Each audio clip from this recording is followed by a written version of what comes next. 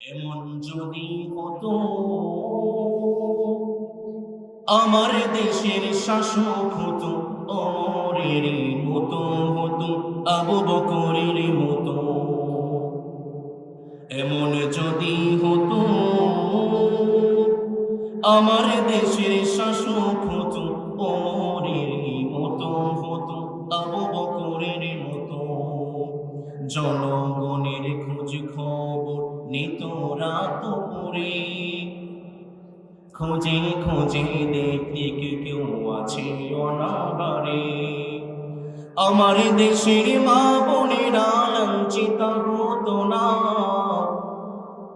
আমার দেশের কৃষক শ্রমিক বঞ্চিত হতো না। ধনী গরিব ভালোবাসার সবাই জীবন পেত, যদি আমার শাসক হতো ওমরের মতো, হতো আবু বকরের মতো। আওয়াজ করে বলতে হবে ঠিক কিনা?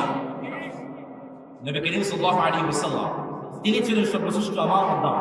আমানতদারিতার গুণটাকে আমরা আমাদের জীবনে ধারণ করে আগামীর সংসদে কোনো চাঁদাবাজ, কোনো সন্ত্রাস, কোনো দখলদার আর কোনো মিথ্যুককে আমরা সংসদে পাঠাতে চাই না। ইসলামওয়ালা, কোরআনওয়ালা, ন্যায় বিচার, সৎ এবং যোগ্য মানুষকে আমরা সংসদে পাঠাবো চেয়েছেন ইনশাআল্লাহ। নবী করিম সাল্লাল্লাহু আলাইহি ওয়াসাল্লাম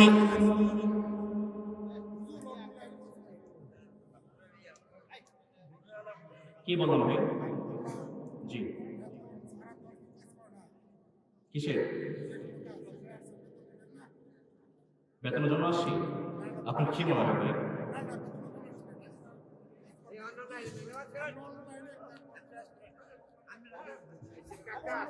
আচ্ছা, আমি কি রাসূলের জীবনী বাদ দিয়ে, কোরআন বাদ দিয়ে অন্য কোনো কথা বলেছি? বলতে পারবেন?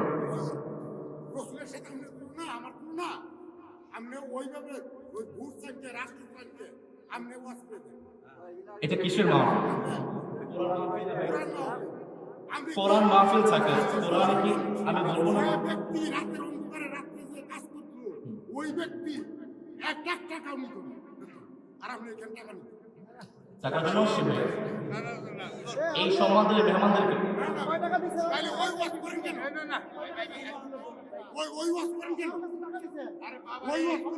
এক টাকা নিচ্ছি ভাই, এই কথা আপনারা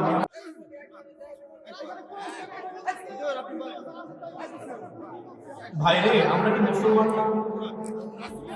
আমি আমি কোনো দলের নাম ধরে কিছু বলেছি ভাই? রাজনীতি নিয়ে কিছু বলেছি? এখানে টুপি আছে, প্রত্যেক মানুষের গায়ে টুপি আছে। মাহফিল, ওয়াজ মাহফিল ইসলামের ইতিহাসের বাইরে, চ্যালেঞ্জ করে বলছি, ইসলামের ইতিহাসের বাইরে একটা কথা বললে আমাকে আপনারা ধরবেন। 1 মিনিট।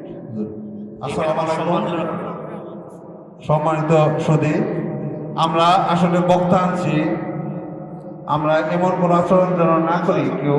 এখানে আমার সবাই মুরব্বী, কেউ আমার বড় ভাই, কেউ চাচা, কেউ মামা। আমার দয়া করে সকলের পায়ে আমি বিনীতভাবে হাত দিয়ে অনুরোধ করলাম, কেউ আমরা যেন ওনাকে অসম্মান না করি।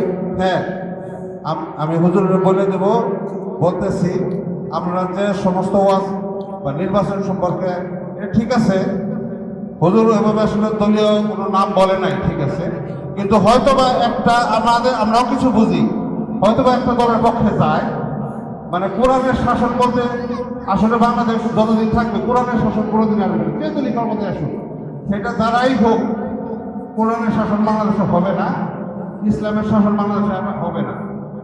এই যেভাবে বাংলাদেশ চলতেছে, হয়তো এক সময় বিএনপি, এক সময় আওয়ামী লীগ, এভাবেই চলবে। আমরা দয়া করে এখানে কোনো দলীয় আমি মাপ চাইলাম সরকারের কাছে, হুজুরের পক্ষ থেকে ছিলাম, বা আমি মাদ্রাসার আপনাকে খোলাবান হিসাবে আমি মাপ চাইলাম। আর কেউ এইভাবে আর বিরক্তি না করে সবাই সরকার অবস্থানে বসি। ধন্যবাদ সকলকে, আসসালামু আলাইকুম। ভাই শুনেন শুনেন, আমি কোনো দলের নাম ধরেছি? আচ্ছা, এই দেশে আমি চুপটা মানুষ ভাই, আমি শেষ করে দিচ্ছি।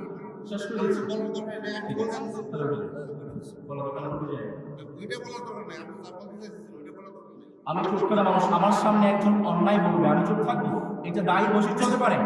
ভাই বলেছেন এই দেশে কখন ইসলামী শাসন আসবে না, না আসবে। আমার রাসূল আদেশ, ইসলামী শাসন আসবে বা না আসবে আমাদেরকে কথা বলতে হবে ইসলামের জন্য, একজন মুসলমান হিসেবে বলতে হবে আপনাকে। এই দেশে আপনি যে দিন করলেন একটা দলের পক্ষে গিয়েছেন, এই ইসলামী শাসন কোরআনের শাসন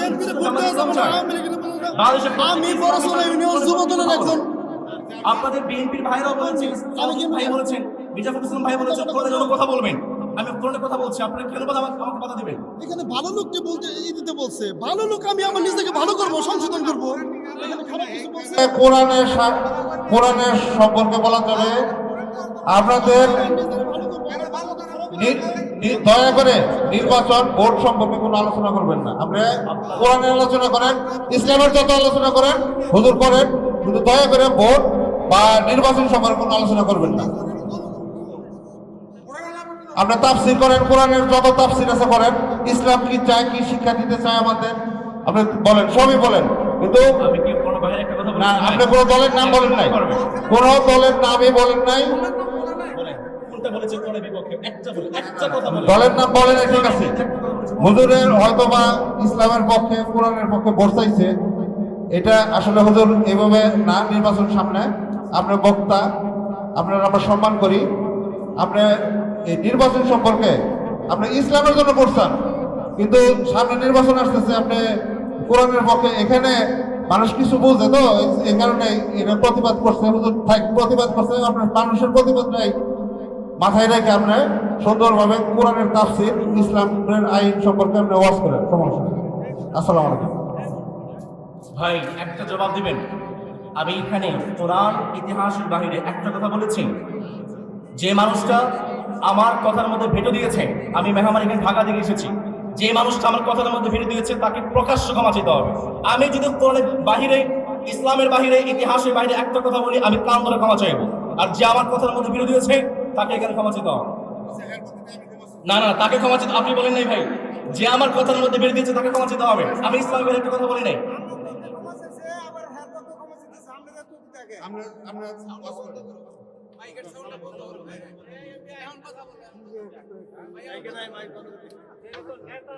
কি বলতাম ভাই, বলেন। আমি নিজে না বলে ইঙ্গিত তো আছে, আপনি সালাউদ্দিন ভাই কোনের পক্ষে ইনভেস্টমেন্ট করবেন, ফখরুল ইসলাম ভাই কোনের পক্ষে ইনভেস্টমেন্ট করবেন। বিএনপি কি আমি কম চিনি? আপনি হয়তো বিএনপির মানুষ হিসেবে আমাকে বাধা দিচ্ছেন কেন?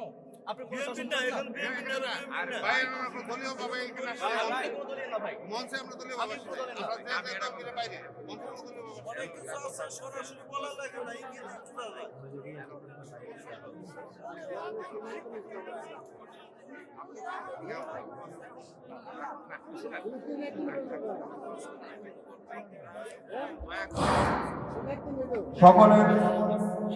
সকলের সম্মানিত মহোদয় যারা আছেন, যারা আমাদের আজকে এই মাহফিলে এসেছেন, সকলের কাছে আমি বিনীতভাবে অনুরোধ করছি, আবারও আপনারা এই যত্নরা ছাড়াইয়া সুন্দরভাবে হুজুর ওয়াজ করা শুরু করতেন। হুজুর বুঝছে সবই, হুজুর ওয়াজ করুক, বসেন।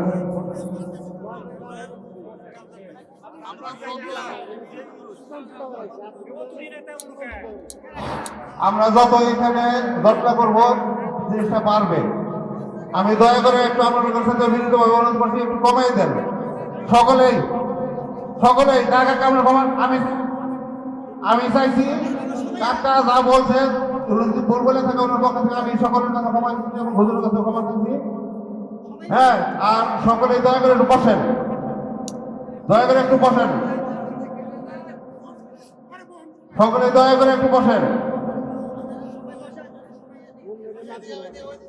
সমাজপ্রিয় ভাইয়েরা, আমি ঢাকা বিশ্ববিদ্যালয়ের শিক্ষার্থী। আমি ঢাকা বিশ্ববিদ্যালয়ে মাস্টার্সে আছি।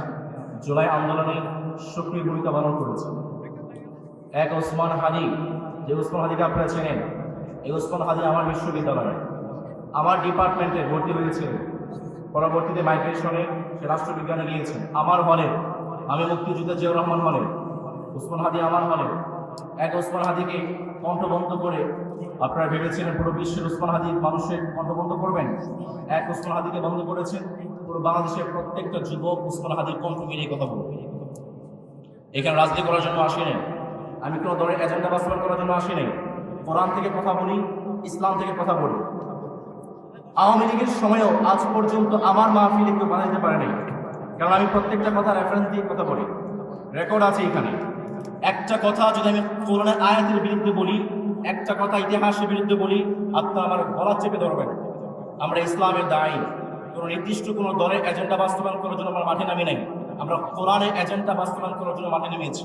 যদি কারো গায়ে লেগে থাকে বুঝতে হবে আপনার মধ্যে ঝামেলা আছে।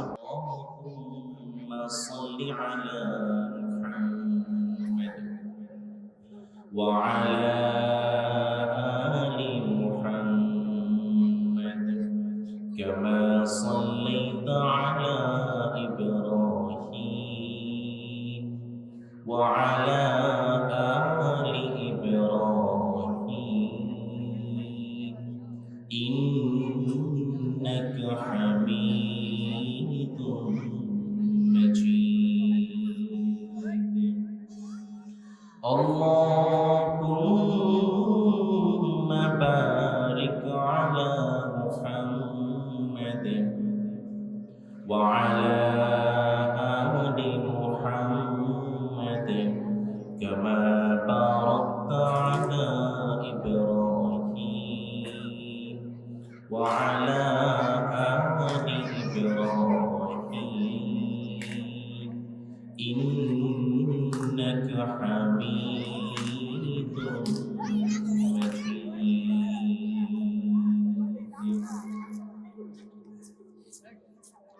नहीं दो जहां में मिसाले मुहम्मद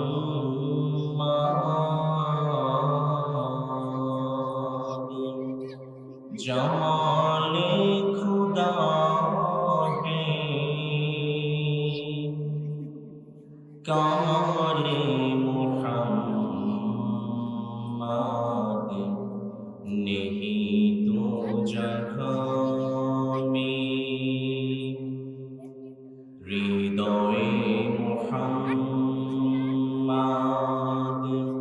চেতনায় মুহাম্মদ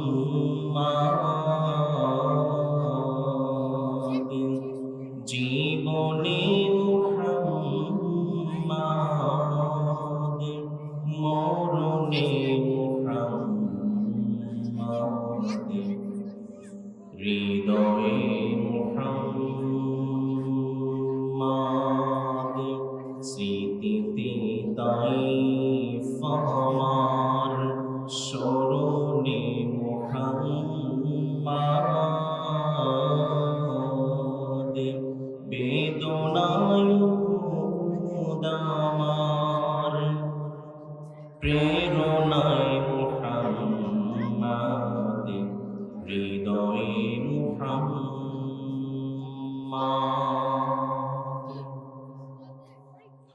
কত ব্যথা কত জ্বালা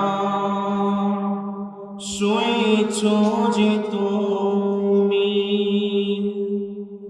তোমারই খুনে লাল তাইফের ভূমি ফেরেশতায় সে চাই শাস্তির হুকুম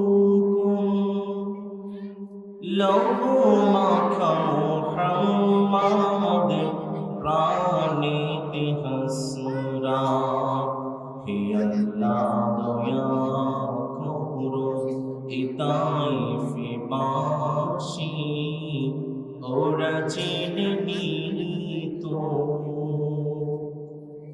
তুমি যে মুহাম্মদ হৃদয়ে মুহাম্মদ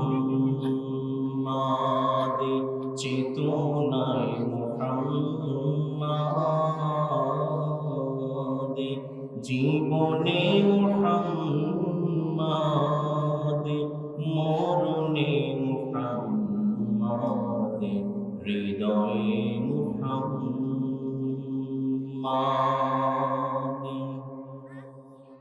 তোমারি নামে আসে মুক্তি জনতা, শূন্য ধারা পায় শান্তি বারিবার।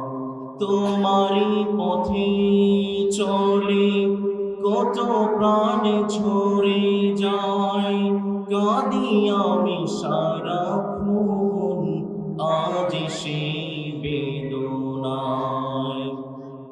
তবু জানি খুনে রাঙা এ পথে তাই ফির, এ পথে হলো রাহে মুহাম্মাদ,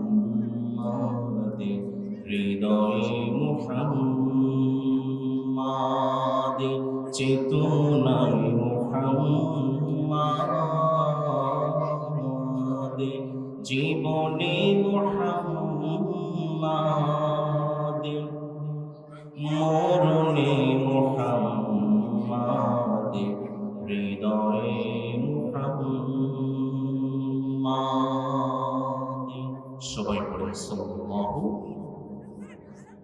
বাংলাদেশের ঐতিহ্যবাহী জেলা টাঙ্গাইলের অন্তর্গত ছোট চৌনা দারুস সুন্নাহ নুরানি হাফিজিয়া মাদ্রাসা এতিমখানার যুগে তৃতীয় বার্ষিক তাফসীরুল কুরআন মাহফিল। তার মানে এই ময়দানে এর আগে আরো 2 বার কোরআনের কথা পেয়েছে, ঠিক না? আমরা দোয়া করছি আল্লাহ তাআলা এই ময়দানটাকে কিয়ামত পর্যন্ত কোরআনের জন্য কবুল করে কোরআন আওয়াজ ছেড়ে দিয়ে পড়েন আমিন। আজকে এই মাহফিলের সম্মানিত সভাপতি, বিশিষ্ট ইসলামী চিন্তাবিদ, বিশিষ্ট শিক্ষাবিদ, আমাদের মাথার তাজ, আমাদের অভিভাবক জনাব বীর মুক্তিযোদ্ধা আলহাজ এম এস সালাম শারিফ দামাত বারাকাতুহু, আতাল্লাহু উমরাহ ওয়া বারাকাল্লাহু ফি হায়াতিহি। আমরা সবাই পড়ি আমিন। আজকের এই মাহফিলের সম্মানিত সভাপতি, প্রধান অতিথি, উদ্বোধক, বরণ্য অতিথি, বিশেষ অতিথি যারাই এসেছেন, যারাই টাকা দিয়ে, পয়সা দিয়ে, বুদ্ধি দিয়ে, মেধা দিয়ে কোরআনের এই বাগানটাকে সাজিয়েছেন, আল্লাহ তাআলা সবাইকে ইসলামের জন্য কবুল করেন। আমরা বলি আমিন। উপস্থিত সম্মানিত ইসলাম প্রিয়, কোরআন প্রিয় তৌহিদি জনতা, দূর দূরান্ত থেকে আগত কোরআন প্রেমিক তরুণ এবং যুবক ভাইয়েরা, বিভিন্ন কলেজ, স্কুল, বিশ্ববিদ্যালয়ের সম্মানিত শিক্ষকবৃন্দ, বিভিন্ন বিদ্যালয়ের সম্মানিত শিক্ষার্থী ভাইয়েরা, পর্দার অন্তরায় থেকে শুনছেন আমার সম্মানিতা শ্রদ্ধেয়া মা এবং বোনেরা, প্রাণপ্রিয় সখীপুর তথা টাঙ্গাইলবাসী, আপনারা সবাই কেমন আছেন? শীতে জমে গিয়েছেন। রবের শেখানো ভাষায় আবারও সমুচিত কণ্ঠে, পুরুষোচিত কণ্ঠে, বলার সর্বোচ্চ শক্তি, বলার মাঝ বরাবর এনে আওয়াজ করে বলতে দেখি আপনারা সবাই কেমন আছেন? টমটম, চমচম ও শাড়ি, এই 3 মিলে টাঙ্গাইলের বাড়ি। টাঙ্গাইলের এই পূর্ণভূমিতে আপনারা কোরআনের মাহফিলের আয়োজন করতে পেরে খুশি না বেজার? আমরা সবাই খুশি, পরিমাণে বেশি। আমরা আবার রবের দরবারে শুকরিয়া আদায় করে পড়ছি, আমরা পড়ছি আলহামদুলিল্লাহ। শ্রমত প্রিয় ভাইয়েরা, আমরা কোনো রকম ভূমিকায় না গিয়ে সরাসরি কোরআন আল কারীম থেকে কথা শুনতে চাই। নবী করিম সাল্লাল্লাহু আলাইহি ওয়াসাল্লামের মাধ্যমে আমরা জানতে পারি, আমরা রবকে প্রশ্ন করলাম, মালিক আপনি আমাদেরকে কোরআনটা কেন দিয়েছেন? রব্বুল আলামিন সুন্দর করে বলছেন, বান্দা তোমরা যদি কোরআন পড়ো তোমরা অন্ধকার থেকে আলোর দিকে যাবে, তোমরা যদি কোরআন পড়ো তোমরা জাহান্নাম থেকে জান্নাতে যাবে। সুবহানাল্লাহ পড়বেন না? সেই কথাটাকে রব্বুল আলামিন সূরা ইব্রাহিমের 1 নম্বর আয়াতে সুন্দর করে বললেন, বান্দা শুনো, কিতাবুন আনজালনাহু ইলাইকা লিতুখরিজান নাসা মিনাল যুলুমাতি ইলান নূর। আমার রব সুন্দর করে বললেন, বান্দা শোনো, কোন একজন বান্দা যখন কোরআনুল কারীম তিলাওয়াত করবে, কোরআন অনুযায়ী নিজের জীবনকে গঠন করবে, সে আর জাহান্নামের পথে নয়, সে আর অন্ধকারের পথে নয়। মালিক তাকে অন্ধকার থেকে বের করে সোজাসুজি জান্নাতে ঢুকিয়ে দেয়। আমরা আমাদের রবকে প্রশ্ন করলাম, মালিক কোরআনটা দিয়েছেন, আরো কোনো কারণ আছে? জানার দরকার আছে না নাই? কোরআন চমৎকার করে বলছে, বান্দা, কোন একজন বান্দা যখন কোরআন তেলাওয়াত করবে, সেই বান্দাকে যে মালিক জ্ঞানী বানিয়ে দেবেন, আওয়াজ করে বন্ধু তিনি কে? এই জন্য আমাদের স্লোগান হচ্ছে, teach your children the whole Quran, তাহলে কোরআন teaches your children everything। আপনি আপনার সন্তানকে কোরআন শেখান, আপনার সন্তানকে পৃথিবীর সবকিছু যে মালিক শিখিয়ে দিবেন তিনি কে? সেই কথাটাকে রব্বুল আলামিন সূরাতুল আরাফের মধ্যে চমৎকার করে সুন্দর করে বললেন, বান্দা শোনো, যারা পারেন আমার সঙ্গে ঠোঁট মিলিয়ে বলবেন, ইকরা বিসমি রাব্বিকাল্লাযী খালাক খালাকাল ইনসানা মিন আলাক ইকরা ওয়া রাব্বুকাল আকরামুল্লাযী আল্লামা বিল কলম আল্লামাল ইনসানা মা লাম ইয়ালাম। আল্লাহু আকবার। মালিক বলছেন, বান্দা কোরআন পড়বা, তুমি আর মূর্খ থাকবে না। কোরআন পড়লে আমাদেরকে যে মালিক জ্ঞানী বানিয়ে দেবেন, আওয়াজ করে বলুন তো তিনি কে? আল কোরআনের প্রথম বাণী পড়ো, আল হাদিসে নবীর কথা পড়ো, আল কোরআনের প্রথম বাণী পড়ো, আল হাদিসে নবীর কথা পড়ো, পড়ে পড়ে শেখো, শিখে শিখে তুমি তোমার নিজের জীবন গড়ো। Read the comments of the Holy Quran, change your life by the Holy Quran. Allahu Akbar. আমি জানি এখানে যারা বসে আছে অনেকে কোরআন তেলাওয়াত করতে পারেন না, এরকম লোক এখানে নাই? ভাইরা খুব কান লাগায় শোনেন, যারা কোরআন তেলাওয়াত করতে পারেন না তাদের জন্য তিনটা বড় বড় শাস্তি আছে। আমার ছোট ছোট ভাইরা যদি আমার কথা বুঝে থাকেন, আওয়াজ করে বলুন তো কয়টা শাস্তি? তার মধ্যে এক নম্বর, আপনি বিশুদ্ধ করে কোরআন তেলাওয়াত করতে পারেন না, আপনার বয়স হয়েছে 50 বছর, 60 বছর, 65 বছর, আপনি আপনার জীবনে সব শিখেছেন, বিজ্ঞান শিখেছেন, কিভাবে ব্যাংকে গিয়ে হিসাব করতে হয় তাও শিখেছেন, কিভাবে মানুষকে ধোঁকা দিতে হয় শিখেছেন, জীবনের সব তো শিখেছেন, কিন্তু আপনি শুদ্ধ করে সুন্দর করে কিভাবে কোরআন তেলাওয়াত করতে হয় আপনি শিখেন নাই। আপনার জন্য এক নম্বর শাস্তি হলো, আপনি আপনার জীবনে যত ওয়াক্ত নামাজ আদায় করেছেন, 60-65 বছরে যত রাকাত নামাজ আপনি আদায় করেছেন, নবী করিম সাল্লাল্লাহু আলাইহি ওয়াসাল্লাম জানালেন, আপনি যদি শুদ্ধ করে কোরআন তেলাওয়াত করতে না পারেন, আপনার এই 60-65 বছরের এক ওয়াক্ত নামাজও যে মালিক কবুল করবেন না তিনি কে? কনকনে ঠান্ডার মধ্যে ঠান্ডা পানি দিয়ে ওযু করে তাহাজ্জুদের নামাজ পড়েছেন, কাবার চত্বরে মাকামে ইব্রাহিমে 2 রাকাত নামাজ আদায় করেছেন, কিন্তু আপনার কোরআনটা শুদ্ধ নেই, আপনার এক ওয়াক্ত নামাজও কবুল হবে? এইটা হচ্ছে এক নম্বর শাস্তি। 2 নম্বর শাস্তিটা আরো ভয়ঙ্কর। নবী করিম সাল্লাল্লাহু আলাইহি ওয়াসাল্লাম জানালেন, যারা শুদ্ধ করে কোরআন তেলাওয়াত করতে পারে না, কিয়ামতের সেই কঠিন ময়দানে যেদিন আমার রাসূলের শাফাআত ছাড়া ভিন্ন কোনো পথ থাকবে না, নবী করিম সাল্লাল্লাহু আলাইহি ওয়াসাল্লাম বললেন, আপনি শুদ্ধ করে কোরআন তেলাওয়াত করতে পারেন না, আপনার জন্য আমার রাসূল কখনোই শাফাআত করবেন না। এজন্যই তো রব্বুল আলামিন সূরাতুল ফুরকানের 30 নম্বর আয়াত সুন্দর করে বললেন, বান্দা শুনো, وقال الرسول يا رب إن قومي اتخذوا هذا القرآن مهجورا।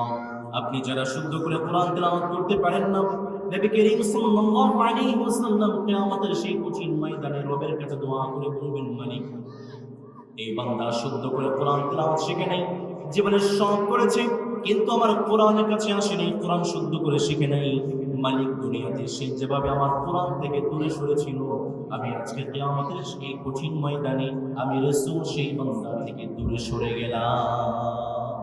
নাউযু বিল্লাহি মিন যালিক। একটাবার চিন্তা করুন, আপনার পাশে আমার রাসূল নেই, আপনার জন্য সুপারিশ করার জন্য আমার রাসূল নেই, আপনার আমার অবস্থা কি হবে?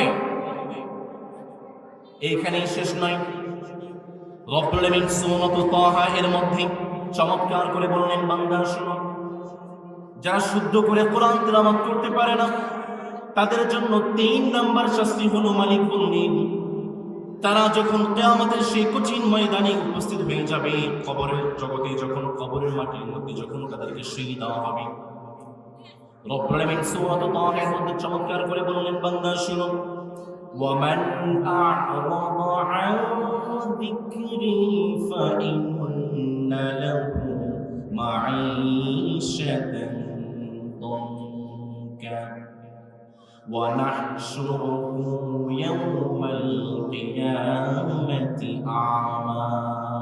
আপনি যখন কোরআন তেলাওয়াত করতে পারেন না, আপনার জীবনটাকে সংকুচিত করে দেওয়া হবে, মাঈশাতান দানকা। কান লাগায়া শুনেন, মুফাসসিরে কেরাম মাঈশাতান দানকার দুইটা ব্যাখ্যা করেছেন। তার মধ্যে 1 নাম্বার, আপনি আপনার জীবনে লক্ষ টাকা ইনকাম আছে কিন্তু আপনার জীবনে শান্তি থাকবে না। বুঝে থাকলে বলুন তো দেখি, শান্তিগুলোকে যে মালিক কেড়ে নেবেন তিনি কে?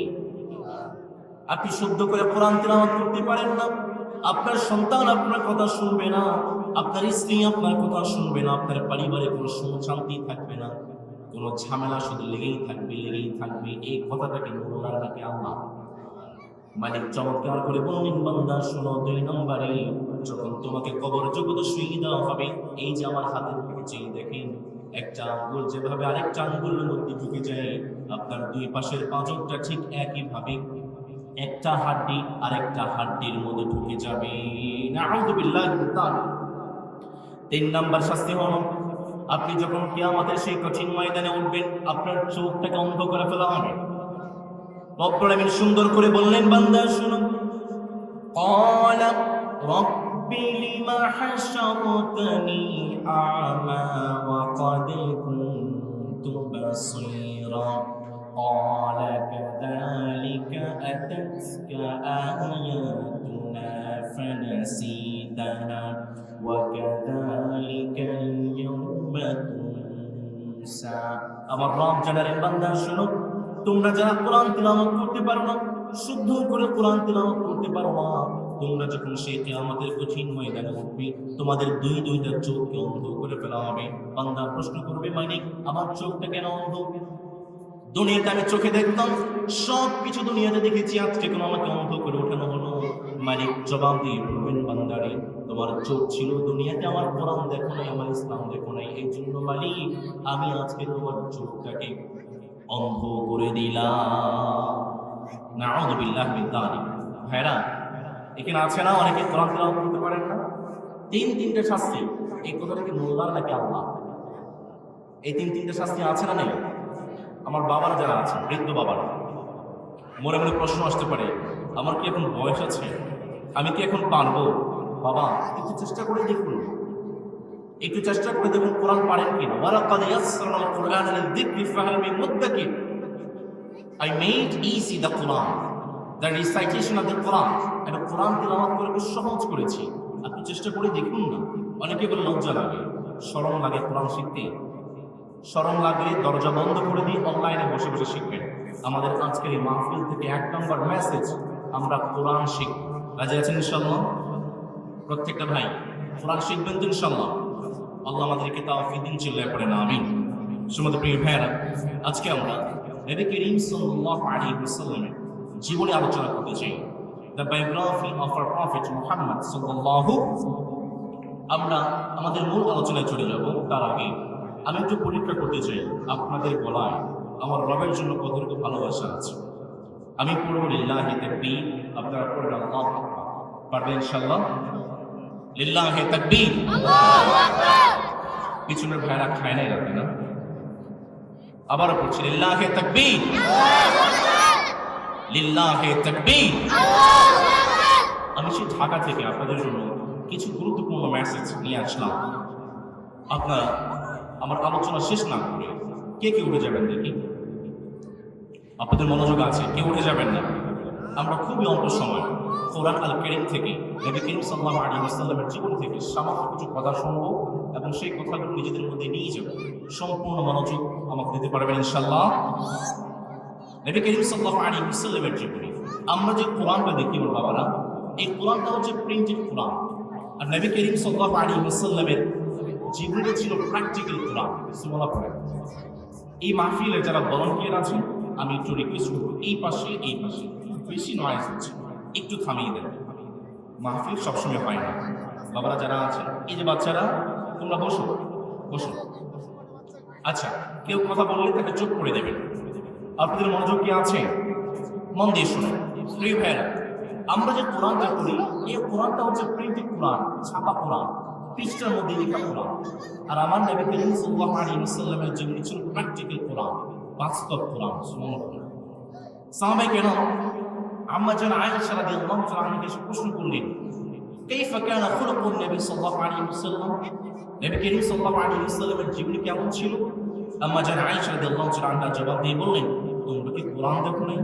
কানা খুলুকুল কোরআন, এই কোরআনের বাস্তব রূপটাই ছিল আমাদের প্রিয় নবী মুহাম্মদ রাসূলুল্লাহ সাল্লাল্লাহু। সুতরাং আপনি যদি আমার রাসূলকে ফলো করতে চান, কোরআনকে মানতে হবে। আমাদের জীবনে আমাদের ৬০-৭০ বছর বয়স হয়ে গিয়েছে।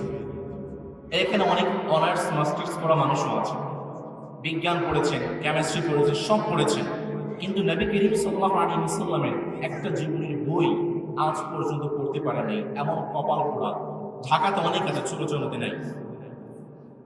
নবী করিম সাল্লাল্লাহু আলাইহি ওয়াসাল্লামের জীবনী আমরা পড়তে পারিনি, এমন কপাল পোড়া এখানে আছে না নেই? ভাইরে, নবী করিম সাল্লাল্লাহু আলাইহি ওয়াসাল্লামের জীবনী আপনি পড়তে পারলেন না, শুনেন, মুসলমান না হলেও অমুসলিমরা আমার নবীজির জীবনী পড়েছে এবং তারা আমার নবীজির প্রশংসা করেছে। সুবহানাল্লাহ পড়বেন। রামকৃষ্ণ রাও একজন বিখ্যাত পণ্ডিত, হিন্দু লেখক, তিনি যখন আমার রাসূল সাল্লাল্লাহু আলাইহি ওয়াসাল্লামের জীবনী পড়েছেন, তিনি কমেন্ট করেছেন, to serve man, to elevate man, to purify man, to educate man, to humanise man, this was the object of our prophet Muhammad সাল্লাল্লাহু।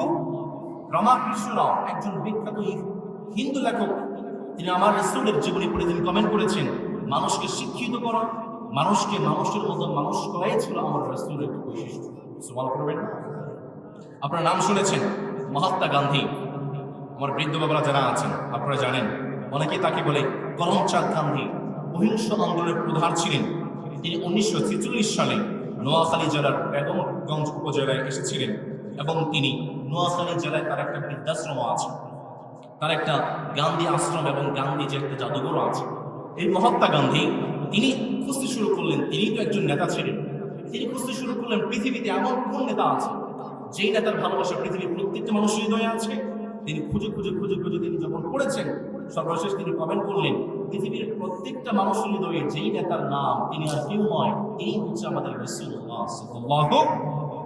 তিনি চিন্তা করলেন, তিনি বুঝতে পারলেন, তিনি কমেন্ট করেছেন, আমি মনে করেছিলাম ইসলাম তরবারির মাধ্যমে, যুদ্ধের মাধ্যমে এসেছে, কিন্তু আমি যখন রাসূলের জীবনী পড়েছি, মুহাম্মদ রাসূলুল্লাহর জীবনী পড়েছি, এই মহাত্মা গান্ধী তিনি লিখেছেন, আমি বুঝতে পেরেছি ইসলাম যুদ্ধের মাধ্যমে নয়, বরং মুহাম্মদ রাসূলুল্লাহর ভালোবাসার মাধ্যমে এসেছে। সুবহানাল্লাহ পড়বেন না? জওহরলাল নেহরু ভারতের স্বাধীনতা আন্দোলনের প্রধান নেতা ছিলেন এবং স্বাধীন ভারতের প্রথম প্রধানমন্ত্রী ছিলেন। এই জওহরলাল নেহরু একজন হিন্দু মানুষ, তিনি আমার রাসূলের জীবনী পড়েছেন এবং রাসূলের জীবনী পড়ে তিনি কমেন্ট করেছেন, it's simplicity, honesty and equivalence, রাসূলের সততা এবং ন্যায়নিষ্ঠা পুরো বিশ্বে ইসলামটাকে জয় করেছে। মাইকেল এইচ হার্ট একজন খ্রিস্টান লেখক, তিনি একটা বই লিখেছেন, দি 100 আর ranking of the most influential persons in the history. তিনি একটি বই লিখেছেন, সেই বইয়ের মধ্যে পৃথিবীর জগৎ বিখ্যাত 100 মানুষের জীবনী এনেছেন। তিনি একজন খ্রিস্টান লেখক, তিনি খ্রিস্টান লেখক হয়ে তার এই বইয়ের মধ্যে সর্বপ্রথম যে মানুষটার জীবনে জায়গা দিয়েছেন, তিনি আর কেউ নয়, তিনি হচ্ছে আমাদের প্রিয় নবী মুহাম্মদ রাসূলুল্লাহ। আল্লাহু আকবার। পুরো খ্রিস্টান জগতে ঘুম শুরু হয়ে গিয়েছে, কি ব্যাপার মাইকেল এইচ হার্ট, তুমি একজন খ্রিস্টান, তুমি তোমার বইয়ের মধ্যে কিভাবে একজন ইসলামের নবীর জীবনী প্রথম আনতে পারো? সমালোচনা ধম শুরু হয়ে গিয়েছে। তিনি সর্বশেষ জবাব দিয়েছেন এইভাবে, he was the only man in the history who was supremely successful on both the religious and secular level. যখন পুরো বিশ্বে সমালোচনার ঝড় বইছে, মাইকেল এইচ হার্ট তিনি জবাব দিয়ে বলছেন, মুহাম্মদ রাসূলুল্লাহ তিনি হচ্ছেন সেই মানুষ, তিনি হচ্ছেন সেই মহামানব, তিনি শুধু আখিরাতের সর্বশ্রেষ্ঠ মানুষ নন, তিনি হচ্ছেন দুনিয়া এবং আখিরাতের সর্বশ্রেষ্ঠ মানুষ। একজন খ্রিস্টান, একজন হিন্দু আমার রাসূলের জীবনী পড়ে এত সুন্দর সুন্দর কমেন্ট করতে পারে, বাবা আপনি কি করলেন? বয়স তো কম হয় নাই, বাপরে সব তো শিখলেন। হিন্দুরা আমার রাসূলের জীবনী পড়ে আপনি কি করলেন? আমার যুবক ভাইরা যারা আছে যে পিছনে বসে আছে, যুবক ভাইরা বলবে, যদি প্রশ্ন করি ভাই আপনার মডেল কে?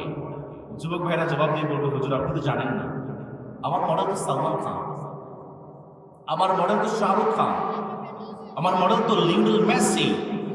যুবক ভাইকে প্রশ্ন করেন, ভাই আপনার মডেল কেন সালমান খান? যুবক ভাই জবাব দেবে, আপনি হুজুর জানেন না, হুজুর তো খ্যাত। সালমান খানের ফলোয়ার কত জানেন? সালমান খানের ফলোয়ার কোটি কোটি, 50 মিলিয়ন। শাহরুখ খানের ফলোয়ার 40 মিলিয়ন। লিওনেল মেসির ফলোয়ার 120 মিলিয়ন। আরে ভাই আপনি তো বোকার সঙ্গে বাস করছেন।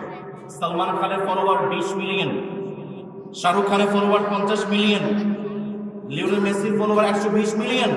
কিন্তু পৃথিবীতে এমন একজন মহামানব আছেন যার ফেসবুকে কোনো অ্যাকাউন্ট নেই, ইউটিউবে কোনো অ্যাকাউন্ট নেই, হোয়াটসঅ্যাপে কোনো অ্যাকাউন্ট নেই, টুইটারে কোনো অ্যাকাউন্ট নেই, এরপরও পৃথিবীর প্রায় 200 কোটি মানুষ সেই মানুষটাকে ফলো করে। সুবহানাল্লাহ পড়বেন না? তিনি আর কি হচ্ছেন আমাদের প্রিয় নবী মুহাম্মদ সাল্লাল্লাহু বাবারা যারা আমাকে শুনতেছেন, নবী করিম সাল্লাল্লাহু আলাইহি ওয়াসাল্লামের জীবনী পড়তে হবে। রাজি আছেন ইনশাআল্লাহ? আজকে আমরা নবী করিম সাল্লাল্লাহু আলাইহি ওয়াসাল্লামের জীবনী থেকে সংক্ষিপ্তভাবে মাত্র 12টা পয়েন্ট আমরা আলোচনা করব। আমরা পড়ি ইনশাআল্লাহ। নবী করিম সাল্লাল্লাহু আলাইহি ওয়াসাল্লামের এক নম্বর বৈশিষ্ট্য হলো আমার রাসূল সাল্লাল্লাহু আলাইহি ওয়াসাল্লাম তিনি ছিলেন সর্বশ্রেষ্ঠ লজ্জাশীল ব্যক্তি।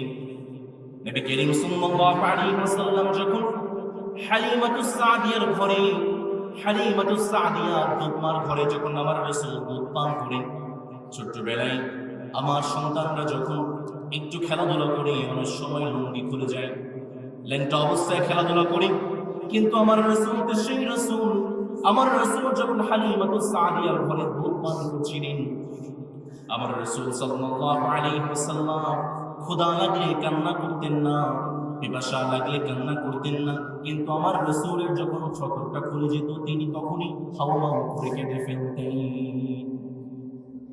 মক্কা কাবা সংস্কারের কাজ চলছে, প্রত্যেকটা মানুষ সেই কাবা সংস্কারের জন্য কাজ করছে। নবীজির চাচা আব্বাস রাদিয়াল্লাহু তাআলা আনহু নবীজিকে বললেন, মুহাম্মদ বলেন সাল্লাল্লাহু, মুহাম্মদ তুমি ছোট্ট মানুষ, কাদের মধ্যে তুমি ইটগুলো মাটিগুলো তুমি বোঝা বহন করছো, তোমার তো কষ্ট হচ্ছে। মুহাম্মদ তোমার গায়ে লুঙ্গি আছে, লুঙ্গিটা তুমি খুলে ফেলো, লুঙ্গির মধ্যে পাথরগুলো এগুলো তুমি বহন করো, তোমার জন্য সহজ হয়ে যাবে। আমার রাসূল বললেন, না চাচা আমি তো আমার লুঙ্গিটা খুলতে পারবো না, সতরটা খুলতে পারবো না। নবী করিম সাল্লাল্লাহু আলাইহি ওয়াসাল্লামের চাচা আব্বাস রাদিয়াল্লাহু তাআলা আনহু বললেন, বাবারে ছোট্ট মানুষ লজ্জা কোথায়? এই বলে আমার রাসূলের লুঙ্গিটা ধরে এমন একটা টান মেরেছেন, আমার রাসূলের সতরটা খুলতে দেরি, আমার রাসূল সাথে সাথে অজ্ঞান হয়ে মাটির জমিনে পড়ে গিয়েছে। আল্লাহু আকবার। যে রাসূল সারা জীবন সতর ঢাকার পক্ষে কথা বললেন, যে রাসূল সতরটা খুলে গেলে অজ্ঞান হয়ে পড়ে যায়, সেই রাসূলের উম্মত দেখেন আজকে 2 কোয়ার্টার পরে যুবক সন্তানরা রাস্তা দিয়ে হেঁটে যায়। আছে না নাই? যে বাবারা জীবিকার মধ্যে সংসারের মধ্যে শান্তি পান না, শান্তি পাবেন কেমনে? আপনার সন্তান তো হাঁটুর উপরে জামা পড়ে, যে সন্তান হাঁটুর উপরে জামা পড়ে সেই সংসারে কখনোই শান্তি আসবে না। বলেছেন মুহাম্মদ সাল্লাল্লাহু, যে সন্তান সিনা বের করে, বুক বের করে রাস্তা দিয়ে হাঁটে, সেই সংসারে কখনোই শান্তি আসবে না। আমি মাহমুদুল হাসান, আমাকে যদি কেউ বলে আপনাকে 1 কোটি টাকা দেব, আপনি পাঞ্জাবিটা খুলে একটু রাস্তা দিয়ে হাঁটবেন, আমি মাহমুদুল হাসান রাজি হব? রাসূল সাল্লাল্লাহু আলাইহি ওয়াসাল্লাম বলেছেন, যে সংসারে যে সন্তানরা সিনা বের করে হাঁটে, হাঁটু বের করে হাঁটে, সেই সংসারে শান্তি এবং বরকত যে মালিক দেবেন না তিনি কে?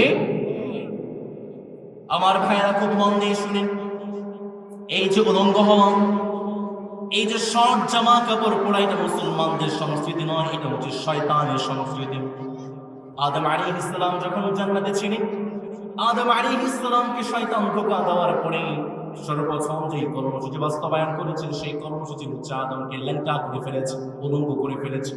সেই কথাটাকে রব্বুল আলামিন সুন্দর করে বললেন, বান্দা শুনো, ইল্লা আন তাকুনা মালাকাইনি আও তাকুনা মিনাল খালিদিন। আদম আলাইহিস সালামকে যখন জান্নাতে দেওয়া হলো, আদম আলাইহিস সালাম জান্নাতের নিয়ামতে তিনি বসবাস করতে শুরু করলেন। কিন্তু আদম আলাইহিস সালামের মনটা মানে না, মানে বুঝতে পারলেন আদমের সঙ্গী দরকার।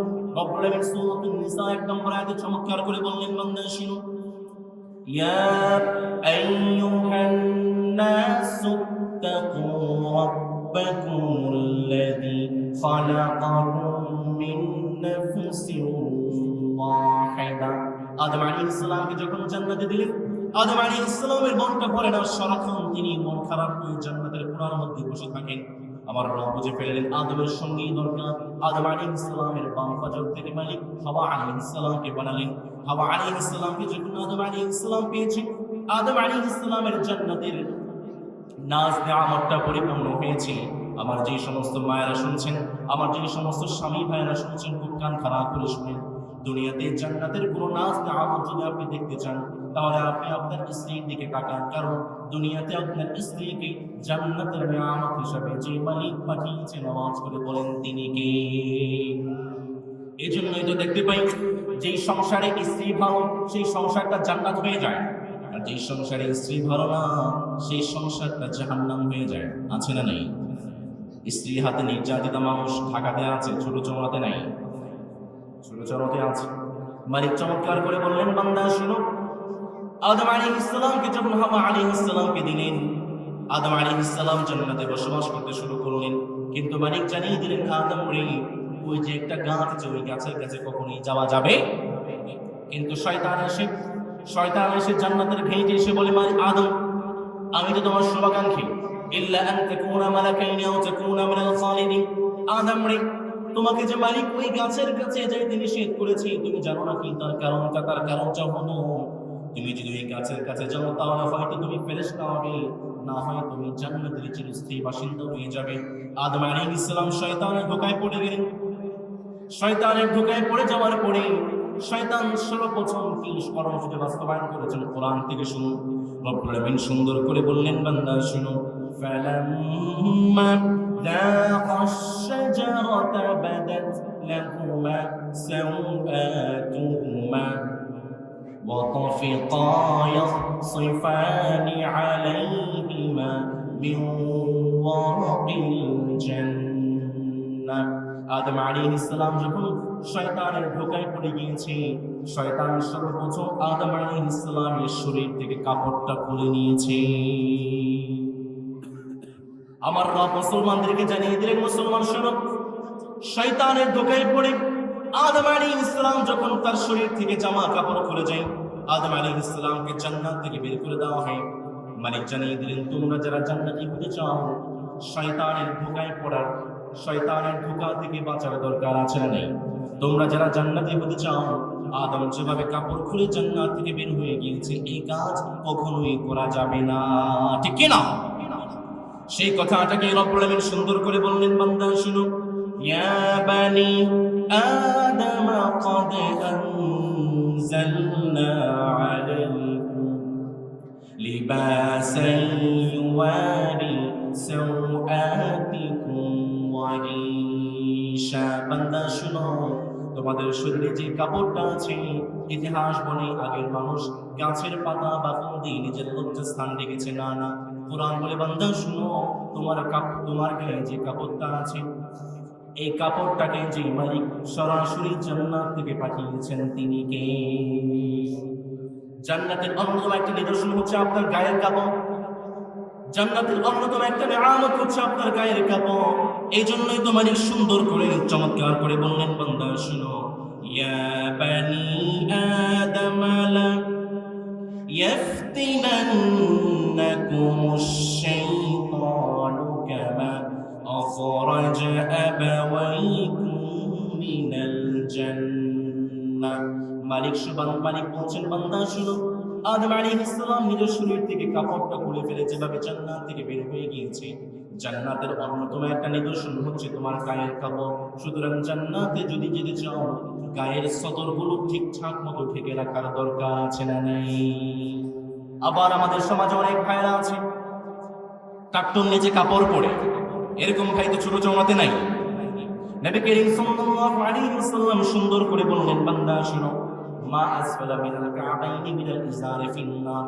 আমার যে সমস্ত যুবক ভাইরা টাকটুন নিচে প্যান্ট পরে, টাকটুন নিচে কাপড় পরে, তাদের জন্য 3টা শাস্তি। বুঝে থাকলে বলুন তো দেখি, যারা টাকটুন নিচে কাপড় পরে তাদের জন্য কয়টা শাস্তি? 1 নাম্বার, আমার রাসূল জানালেন কিয়ামতের সেই কঠিন ময়দানে যারা টাকটুন নিচে কাপড় পরবে, রব তাদের দিকে ফিরেও তাকাবেন। 2 নম্বরে, যারা টাকটুন নিচে কাপড় পরিধান করে, রব তাদের সঙ্গে কথা বলবেন না। 3 নম্বরে, যারা টাকটুন নিচে কাপড় পরিধান করে, রব তাদেরকে পবিত্র করবেন না। 4 নম্বরে, যারা টাকটুন নিচে কাপড় পরিধান করে, রব তাদেরকে কখনোই ক্ষমা করবেন না। নাউযুবিল্লাহ। টাকটুন নিচে কাপড় পরিধানকারী এই মাহফিল আছে না? যদি টাকটুন নিচে কাপড় পরিধান করেন, শাস্তি কয়টা? আবার অনেক ভাইরা আছেন ফেসবুকে বইয়ের ছবি দেখেন, আছে না? আপনাদের ফেসবুক আছে? আচ্ছা বলুন তো দেখি, ফেসবুক এটা কি প্রাইভেট নাকি পাবলিক? আচ্ছা আপনার বউ এটা কি প্রাইভেট নাকি পাবলিক? আপনি আপনার প্রাইভেট জিনিসটাকে পাবলিকে দিলেন, তার মানে আপনি আপনার প্রাইভেট বউটাকে পাবলিক করবেন, ঠিক না? বউয়ের ছবি, নির্লজ্জ, বেহায়া আর বেশরম ছাড়া অন্য কেউ বউয়ের ছবি কখনোই ফেসবুকে দিতে পারে না, ছিল ঠিক না? এই জন্য আমার রাসূলের 1 নম্বর বৈশিষ্ট্য হল, আমার রাসূল সর্বশ্রেষ্ঠ লজ্জাশীল ব্যক্তি ছিলেন। নবী করিম সাল্লাল্লাহু আলাইহি ওয়াসাল্লামের 2 নম্বর বৈশিষ্ট্য হল, আমার রাসূল ছিলেন সর্বশ্রেষ্ঠ আমানতদার।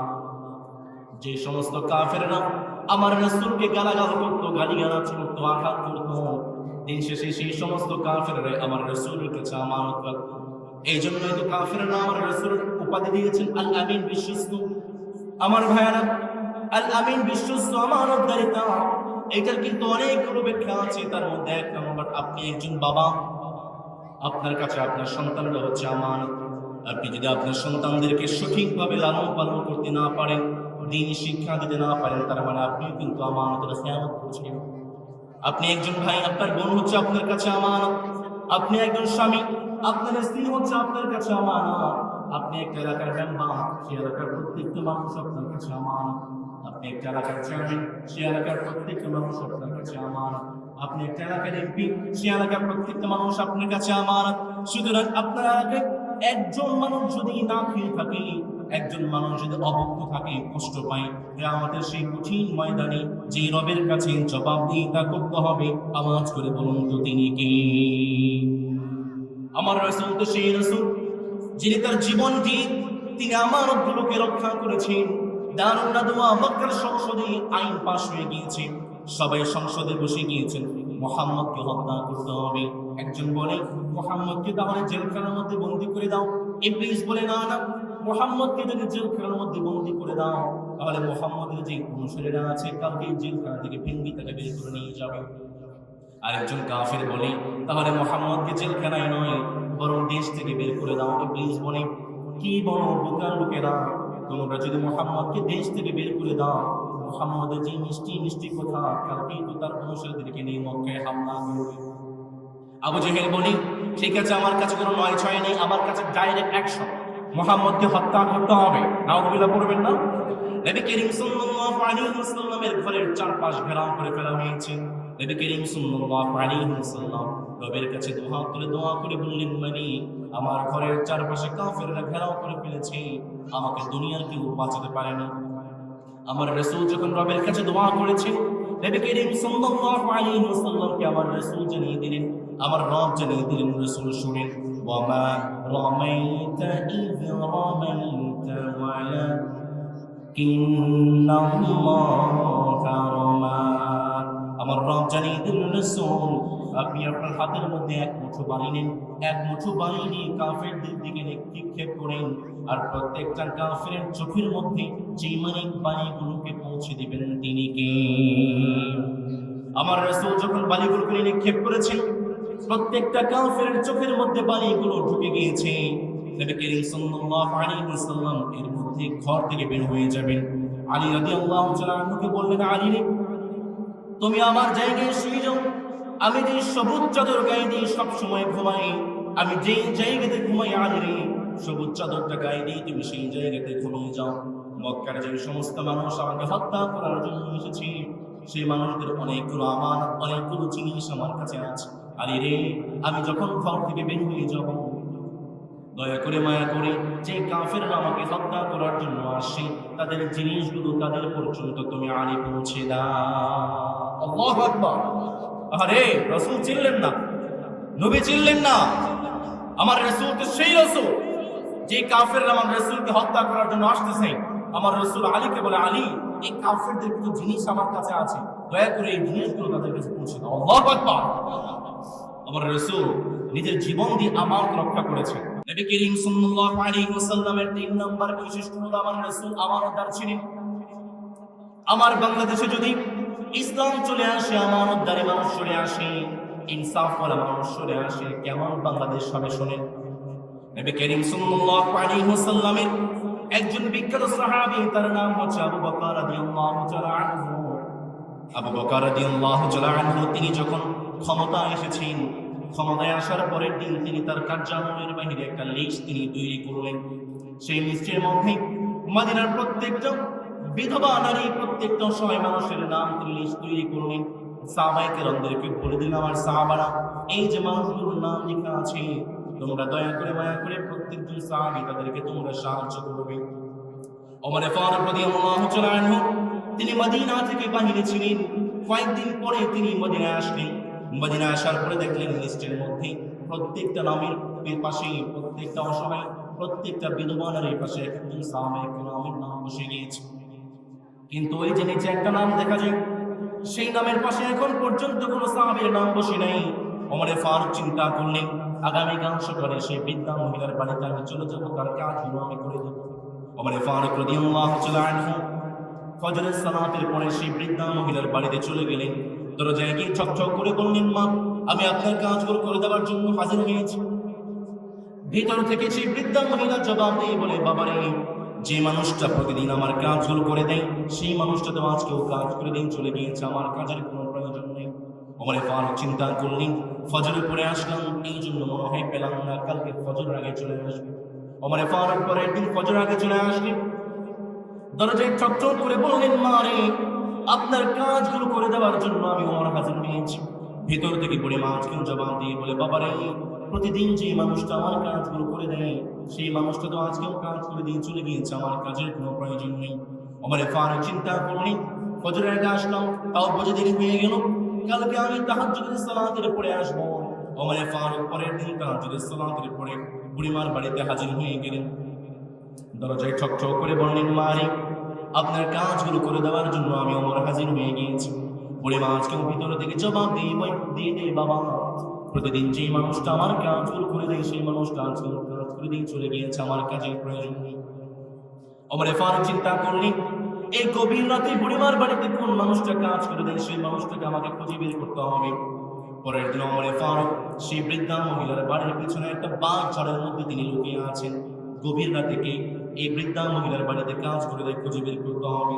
ওমর ফারুক যখন বাঁশ ঝাড়ের মধ্যে লুকিয়ে আছে, গভীর রাতে, মধ্যরাতে তিনি খুঁজে দেখতে পেলেন, তিনি লক্ষ্য করলেন একজন মানুষ হাঁটাহাঁটি পা পা করে সেই বুড়িমার বাড়ির দিকে যায়। ওমর ফারুক রাদিয়াল্লাহু তাআলা আনহু চিন্তা করলেন, কি ব্যাপার, কে গভীর রাতে বৃদ্ধা মহিলার বাড়ির দিকে যায়। ওমর ফারুক এক দৌড়ে গিয়ে সেই মানুষটার পিছন থেকে জড়িয়ে ধরেছে।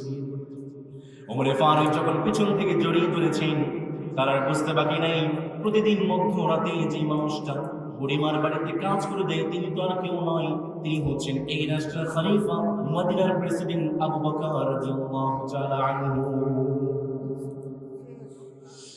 ওমর ফারুক রাদিয়াল্লাহু তাআলা আনহু তিনি বললেন, আবু বকর, তুমি রাষ্ট্রের খলিফা, একজন প্রেসিডেন্ট, অর্ধজাহানের খলিফা তুমি, অর্ধজাহানের প্রেসিডেন্ট তুমি, মধ্যরাতে বুড়িমার বাড়িতে কাজ করে দাও, সব এতে বুঝলাম, কিন্তু আবু বকর তোমার পায়ের জুতা কোথায়? তোমার কি ঠান্ডা লাগে না? আবু বকর জবাব দিয়ে বললেন, আমার নেই, আমি তো বুড়িমার বাড়িতে কাজ করছি, পৃথিবীর কোনো মানুষকে দেখানোর জন্য নয়। আমি যদি জুতা পরি বুড়িমার বাড়ির দিকে আসি, আমার জুতার মধ্যে কিছু খটখট শব্দ হতে পারে, আমি তো পৃথিবীর কোনো মানুষকে দেখানোর জন্য নয়, আমি তো বুড়িমার বাড়িতে কাজ করছি, আমি যেন আমার রবের পাশে জান্নাতে একটা ঘর আমি তৈরি করতে পারি। যেদিন কেহ আসবে না কারো কোনো কাজে, যেদিন পাপী পাপের বোঝাই মরবে লাজে, পুল সিরাত পার হতে গিয়ে পিছলে যাবে কত পথিক, আবার কেহ সুপুণ্য নিয়ে, আবার কেহ পুণ্য নিয়ে পার হয়ে যাবে ঠিক ঠিক। সে মহাদিনে মহাক্ষণে, সে মহাদিনে মহাক্ষণে পার করে তুমি দিও মালিক, তুমি জান্নাতে তোমার পাশে আমায় একটি ঘর বানিয়ে দিও, একটি ঘর বানিয়ে দিও। চিল্লায় পড়েন আমিন। আবু বকর রাদিয়াল্লাহু তাআলা আনহু তিনি হচ্ছেন মদিনার খলিফা, মদিনার প্রেসিডেন্ট। তিনি যেদিন প্রেসিডেন্ট হয়েছেন, একজন ইসলামী রাষ্ট্রের খলিফা কেমন হয়, একজন ইসলামী রাষ্ট্রের প্রেসিডেন্ট কেমন হয়, খুব কান খারাপ করে শুনে। আবু বকর রাদিয়াল্লাহু তাআলা আনহু যেদিন ইসলামী রাষ্ট্রের খলিফা হয়েছেন, তিনি তার পরের দিন তিনি একজন ব্যবসায়ী ছিলেন, কাদের মধ্যে কাপড়ের কার্টুন নিয়ে বাজারের দিকে রওনা হয়ে গিয়েছে। পেছন থেকে ওমর ফারুক ধরে বললেন, আবু বকর নেই, এখন তোর ব্যবসা করার সময় নাই, কাজ করার সময় নেই, তুমি তো মদিনার খলিফা, মদিনার প্রেসিডেন্ট। আবু বকরকে ধরে নিয়ে গেলেন আবু উবাইদার কাছে। বছরে 2000 দিনার, পরবর্তীতে 3000 দিনার তার ভাতা নির্ধারণ করে দেওয়া। আবু বকর রাদিয়াল্লাহু তাআলা আনহু ইসলামের খলিফা, ইসলামের প্রেসিডেন্ট, তিনি যখন ইন্তেকাল করলেন, একটি দাস, একটি গামলার একটি গামছা তিনি রেখে গিয়েছিলেন। তিনি যখন ইন্তেকাল করলেন, তার সমাজের প্রত্যেকটা মানুষ, তার পরিবারের মানুষদেরকে বলে গেলেন, আমি যে তিনটা জিনিস রেখে গেলাম, আমার ইন্তেকালের পরে দয়া করে মায়া করে তোমরা বাইতুল মাল কোষাগারে জমা করে দিবে। আবু বকর রাদিয়াল্লাহু তাআলা আনহু তিনি যখন ইন্তেকাল করলেন, পরিবারের মানুষদেরকে জানিয়ে দিলেন, আমার পরিবাররা শুনো, সারা জীবন বাইতুল মাল থেকে, রাষ্ট্র থেকে যে বেতন ভাতা আমি আবু বকর নিয়েছি প্রেসিডেন্ট হিসাবে, আমি ইন্তেকাল করার পরে আমি আবু বকরের আস্থাবর সমস্ত সম্পত্তি বিক্রি করে দয়া করে মায়া করে আমার এই বেতন ভাতা রাষ্ট্রের কাছে তোমরা পৌঁছে দাও। আল্লাহু আকবার। রাষ্ট্রের একটা টাকা মেরে খাওয়া তো দূরের কথা, বাপরে, রাষ্ট্রের একটা পয়সা মেরে খাওয়া তো দূরের কথা, ইসলামের খলিফা হচ্ছে সেই খলিফা, ইসলামের প্রেসিডেন্ট হচ্ছে সেই প্রেসিডেন্ট, যিনি সারা জীবন যত ভাতা নিয়েছেন রাষ্ট্র থেকে, ইন্তেকাল করার সময় তিনি ওসিয়ত করে গিয়েছেন, আমার সমস্ত সম্পত্তি বিক্রি করে তোমরা রাষ্ট্রের কাছে সমস্ত ভাতাগুলো তোমরা পরিশোধ করবে। আল্লাহু আকবার। এই হচ্ছে ইসলামের রাষ্ট্রের খলিফা। আমার রাসূল সাল্লাল্লাহু আলাইহি ওয়াসাল্লাম তিনি ছিলেন সর্বশ্রেষ্ঠ আমানতদার। রাসূলের 2 নম্বর বৈশিষ্ট্য আমানতদার। এই জন্য আমরা আমানতদারদের সাথে আছি না নাই?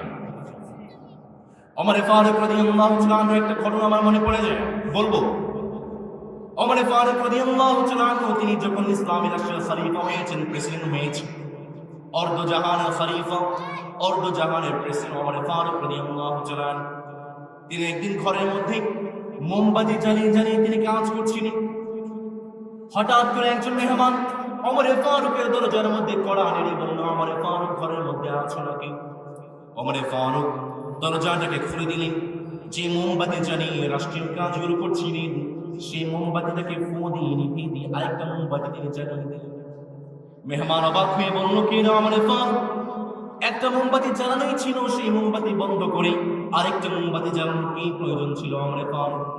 ওমর ফারুক তিনি জবাব দিয়ে বললেন, তুমি তো আমার মেহমান, তুমি তো রাষ্ট্রের কোনো মেহমান নও। আমি রাষ্ট্রের টাকায় কেনা মোমবাতি জ্বালিয়ে রাষ্ট্রের কাজ করছিলাম।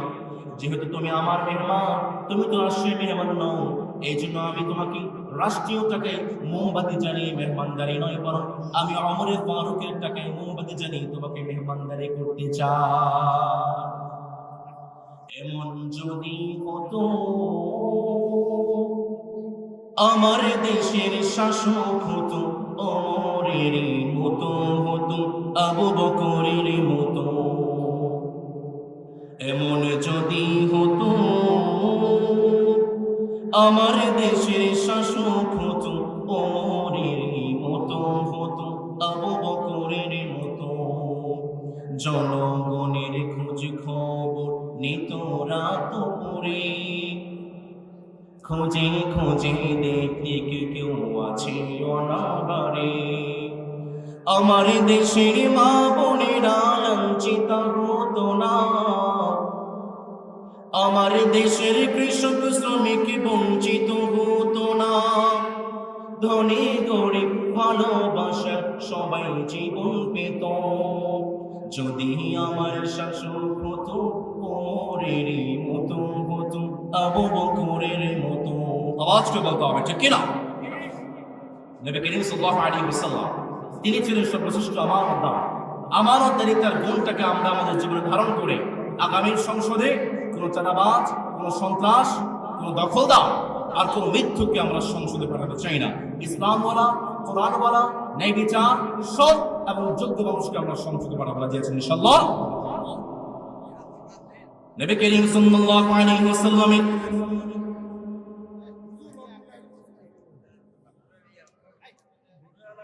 কি বললাম ভাই? জি, কিসের বেতনের জন্য আসছি? আপনার কি মনে হয় ভাই?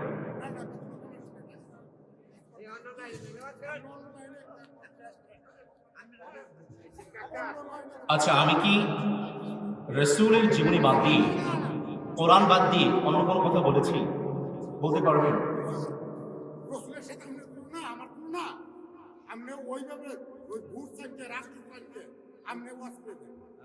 এটা কিসের মাহফিল? কোরআন মাহফিল থাকে, কোরআনে কি আমি বলবো না?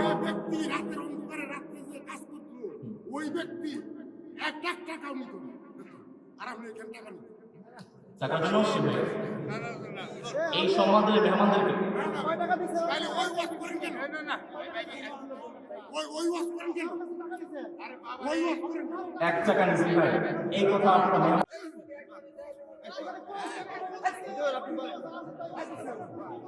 ভাই রে, আমরা কি মুসলমান না? আমি কোনো দলের নাম ধরে কিছু বলেছি ভাই? রাজনীতি নিয়ে কিছু বলেছি? এখানে টুপি আছে, প্রত্যেক মানুষের গায়ে টুপি আছে। মাহফিল, ওয়াজ মাহফিল ইসলামের ইতিহাসের বাইরে, চ্যালেঞ্জ করে বলছি, ইসলাম ইতিহাসের বাইরে একটা কথা বললে আমাকে আপনারা ধরবেন। 1 মিনিট। আসসালামু আলাইকুম। সম্মানিত সুধী, আমরা আসলে বক্তা আনছি, আমরা এমন কোনো আচরণ যেন না করি কেউ। এখানে আমার সবাই মুরব্বী, কেউ আমার বড় ভাই, কেউ চাচা, কেউ মামা। আমার দয়া করে সকলের পায়ে আমি বিনীতভাবে হাত দিয়ে অনুরোধ করলাম, কেউ আমরা যেন ওনাকে অসম্মান না করি। হ্যাঁ, আমি হুজুরকে বলে দেব, বলতেছি, আমরা যে সমস্ত ওয়াজ বা নির্বাচন সম্পর্কে ঠিক আছে, হুজুর এভাবে আসলে দলীয় কোনো নাম বলে নাই, ঠিক আছে, কিন্তু হয়তোবা একটা আমরাও কিছু বুঝি, হয়তোবা একটা দলের পক্ষে যায়, মানে কোরআনের শাসন বলতে আসলে বাংলাদেশ যতদিন থাকবে কোরআনের শাসন কোনোদিন আসবে না, যে দলই ক্ষমতায় আসুক, সেটা যারাই হোক, কোরআনের শাসন বাংলাদেশে হবে না, ইসলামের শাসন বাংলাদেশে হবে না। এই যেভাবে বাংলাদেশ চলতেছে, হয়তো এক সময় বিএনপি, এক সময় আওয়ামী লীগ, এভাবেই চলবে। আমরা দয়া করে এখানে কোনো দলীয় আমি মাপ চাইলাম সরকারের কাছে, হুজুরের পক্ষ থেকে ছিলাম, বা আমি মাদ্রাসার আপনাকে খোলাবান হিসাবে আমি মাপ চাইলাম। আর কেউ এইভাবে আর বিরক্তি না করে সবাই সফল অবস্থানে বসি। ধন্যবাদ সকলকে। আসসালামু আলাইকুম। ভাই শুনেন শুনেন, আমি কোনো দলের নাম ধরেছি? আচ্ছা, এই দেশে আমি চুপকাটা মানুষ ভাই, আমি আমি আমি শেষ করে দিচ্ছি, শেষ করে দিচ্ছি।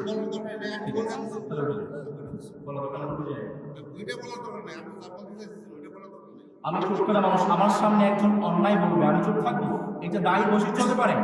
ভাই বলেছেন এই দেশে কখনো ইসলামী শাসন আসবে না, না আসবে। আমার রাসূল আদেশ, ইসলামী শাসন আসবে বা না আসবে আমাদেরকে কথা বলতে হবে ইসলামের জন্য, একজন মুসলমান হিসেবে বলতে হবে আপনাকে। এই দেশে আপনি যে দিন করলেন একটা দলের পক্ষে গিয়েছেন, এই ইসলামী শাসন কোরআনের শাসন আমি পড়াশোনা ইউনিয়ন যুব দলের একজন। আপনাদের বিএনপির ভাইরাও বলেছেন, ভাই বলেছেন, মির্জা ফখরুল ইসলাম ভাই বলেছেন কোরআনের জন্য কথা বলবেন। আমি কোরআনের কথা বলছি, আপনারা কেন আমাকে বাধা দিবেন? এখানে ভালো লোককে বলতে দিতে বলছে, ভালো লোক আমি আমার নিজেকে ভালো করব, সংশোধন করব। এখানে খারাপ কিছু বলছে কোরআনের সম্পর্কে বলা যাবে আপনাদের দয়া করে নির্বাচন ভোট সম্পর্কে কোনো আলোচনা করবেন না। আপনারা কোরআনের আলোচনা করেন, ইসলামের যত আলোচনা করেন হুজুর করেন, কিন্তু দয়া করে ভোট বা নির্বাচন সম্পর্কে কোনো আলোচনা করবেন না। আপনি তাফসীর করেন, কোরআনের যত তাফসীর আছে করেন, ইসলাম কি চায়, কি শিক্ষা দিতে চায় আমাদের আপনি বলেন, সবই বলেন, কিন্তু আমি কি কোনো ভাইয়ের একটা কথা না, বলছি? আপনি কোনো দলের নাম বলেন নাই, কোনো দলের নামই বলেন নাই, বলেন কোনটা বলেছে কোরআনের বিপক্ষে? একটা কথা বলেন। দলের নাম বলেন নাই, ঠিক আছে। হুজুরের হয়তোবা ইসলামের পক্ষে কোরআনের পক্ষে ভোট চাইছে, এটা আসলে হুজুর এভাবে না। নির্বাচন সামনে, আপনার বক্তা, আপনার আমরা সম্মান করি। আপনি এই নির্বাচন সম্পর্কে আপনি ইসলামের জন্য ভোট চান, কিন্তু সামনে নির্বাচন আসতেছে, আপনি কোরআনের পক্ষে। এখানে মানুষ কিছু বুঝে তো, এই কারণে এটা প্রতিবাদ করছে, হুজুর প্রতিবাদ করছে। আপনার মানুষের প্রতিবাদ নাই মাথায় রেখে আপনি সুন্দরভাবে কোরআনের তাফসীর, ইসলামের আইন সম্পর্কে আপনি ওয়াজ করেন, সমস্যা নেই। আসসালামু আলাইকুম। ভাই একটা জবাব দিবেন। আমি এখানে কোরআন ইতিহাসের বাহিরে একটা কথা বলেছি, যে মানুষটা আমার কথার মধ্যে ভেটো দিয়েছে, আমি মেহমান এখানে ঢাকা থেকে এসেছি, যে মানুষটা আমার কথার মধ্যে ভেটো দিয়েছে তাকে প্রকাশ্য ক্ষমা চাইতে হবে। আমি যদি কোরআনের বাহিরে, ইসলামের বাহিরে, ইতিহাসের বাহিরে একটা কথা বলি, আমি কান ধরে ক্ষমা চাইবো। আর যে আমার কথার মধ্যে ভেটো দিয়েছে তাকে এখানে ক্ষমা চাইতে হবে। না না, তাকে ক্ষমা চাইতে, আপনি বলেন নাই ভাই, যে আমার কথার মধ্যে ভেটো দিয়েছে তাকে ক্ষমা চাইতে হবে। আমি ইসলামের বাহিরে একটা কথা বলি নাই।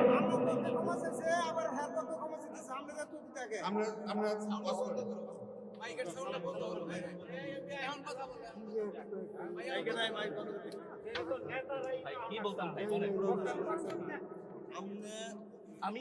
আমি নিজে না বলে ইঙ্গিত তো আছে, আপনি সালাউদ্দিন ভাই কোন পক্ষে ইনভেস্টমেন্ট করবেন, ফখরুল ইসলাম ভাই কোন পক্ষে ইনভেস্টমেন্ট করবেন? বিএনপি আমি কম চিনি, আপনি হয়তো বিএনপির মানুষ হিসেবে আমাকে বাধা দিচ্ছেন কেন? আপনি কোন শাসন এখন বিএনপি না ভাই, আমরা দলীয় ভাবে এখানে আসলে কোন দলীয় না ভাই, মঞ্চে আমরা দলীয় ভাবে আমরা যে দলীয় বাইরে মঞ্চে দলীয় ভাবে অনেক কিছু আছে, সরাসরি বলা লাগে না, ইঙ্গিত খোলা যায়।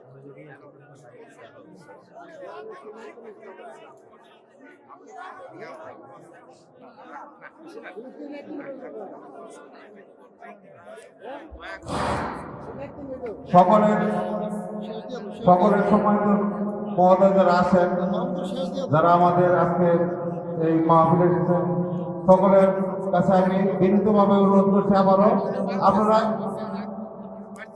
এই জটলারা ছাড়াইয়া সুন্দরভাবে হুজুর ওয়াজ করা শুরু করতেন। হুজুর বুঝছে সবই, হুজুর ওয়াজ করুক, বসেন।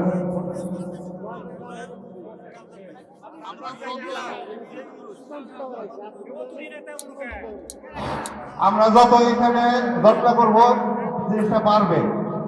আমি দয়া করে একটু আপনাদের কাছে বিনীতভাবে অনুরোধ করছি, একটু কমাই দেন সকলেই টাকা কামড়ে কমান। আমি চাইছি কাকা যা বলছে ভুল বলে থাকে ওনার পক্ষ থেকে আমি সকলের কাছে ক্ষমা চাইছি এবং হুজুরের কাছে ক্ষমা চাইছি। হ্যাঁ, আর সকলেই দয়া করে একটু বসেন,